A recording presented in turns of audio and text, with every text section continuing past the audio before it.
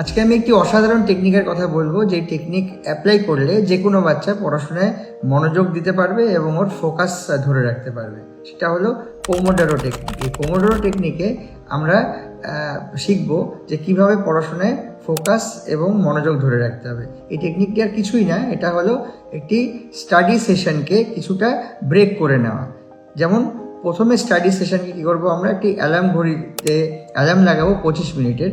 25 minute আমরা পড়বো, 25 minute পর একটি অ্যালার্ম বেজে উঠবে, তারপর আমরা 5 মিনিটের ব্রেক নেব। এই 5 মিনিটের ব্রেকের পরে আবার একটা অ্যালার্ম বেজে উঠবে, তখন আমরা আবার পড়তে বসবো। এরকম করে আমরা 4টি সাইকেল আমরা সাইকেলে পড়বো এবং এই 4টি সাইকেলের পর আমরা 15 বা 30 মিনিটের একটা ব্রেক নিব।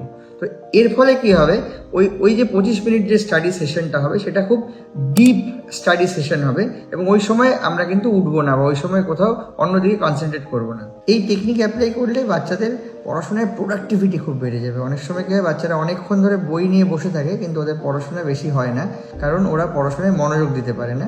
এই টেকনিক অ্যাপ্লাই করলে ওরা যতটুকু পড়বে ততটুকুই ওদের মনে থাকবে এবং ওদের পড়াশোনার যে ওভারঅল প্রোডাক্টিভিটি সেটা খুব বেড়ে যাবে।